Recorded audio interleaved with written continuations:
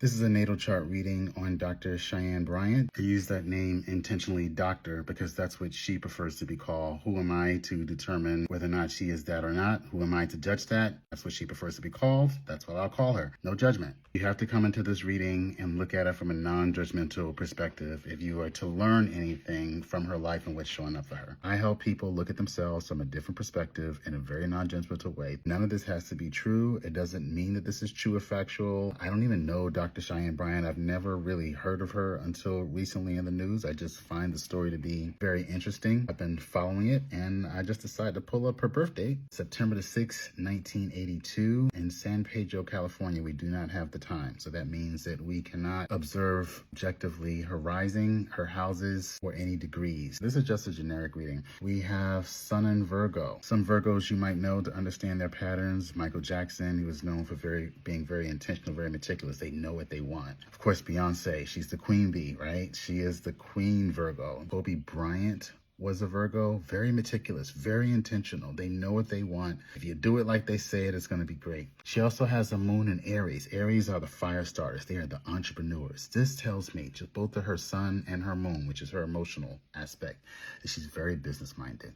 Because if you're an Aries moon sign, you intuitively know what's going to work, especially when it comes to business decisions. That combination of Virgo and Aries tells me that she's very intuitively intellectual as a business owner. Mercury and Libra. Libra is like the socialites. Libra walks into a room and they just want everybody to have a good time. They are the party people. So the way she thinks is, how can I get everyone involved? Venus and Leo tells me that she loves things that shine. Because Leo is ruled by the sun. The sun always shines. Even when it's dark, the sun is shining somewhere. The sun is always shining. Never is the sun not shining. In her mindset, as an entrepreneur and someone who wants to get everyone involved, she's always thinking of, how can I shine from within?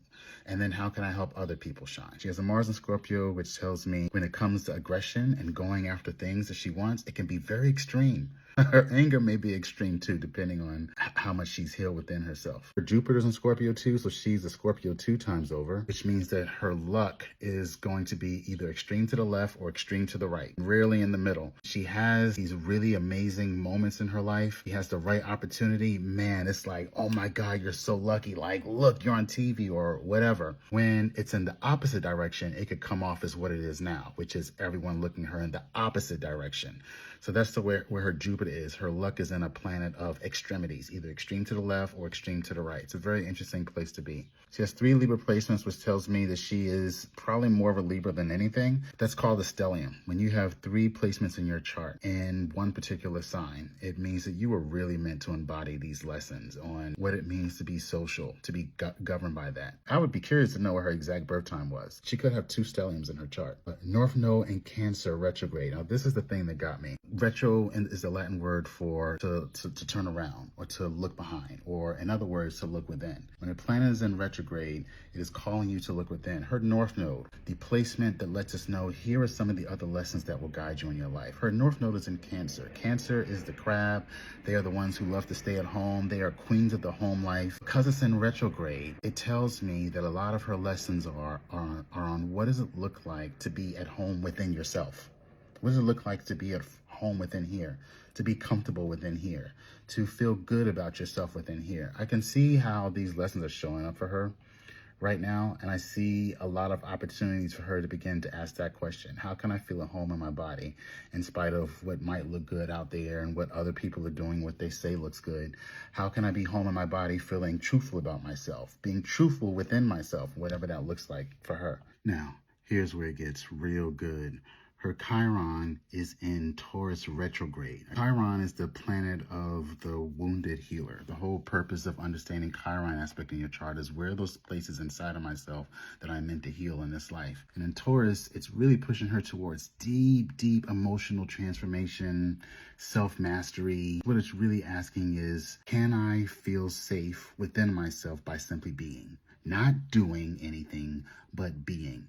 And that's interesting because her Virgo wants to push her towards do.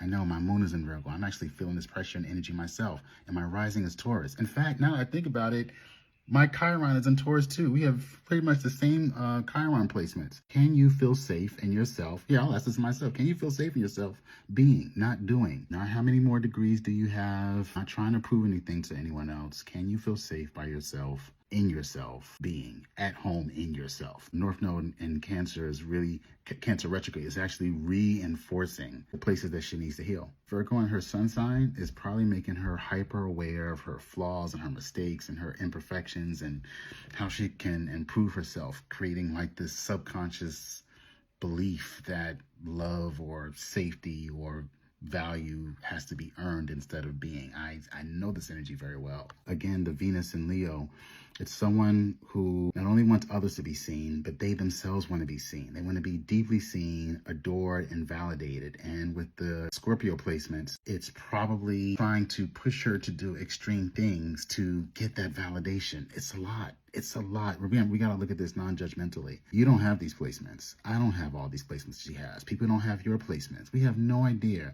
the things that she's had to go through. I'm not saying that she's not telling the truth. I have no idea. Again, I don't know this woman.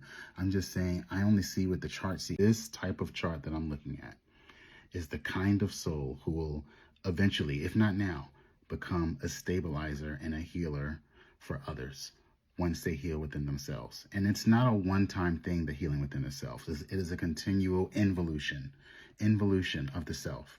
With that Jupiter and Scorpio, she'll go through phases of extreme highs and extreme lows, and then she's going to have to work to find the balance. But finding that balance means she has to be truthful with herself, whatever that looks like to her, and turn off all the noises from what everyone else is saying and find truth within herself. Right now, she is getting external echoes or reflections of simply whatever's going on inside of her head. Something in her heart, in her mind, in her spirit requires this type of scrutiny.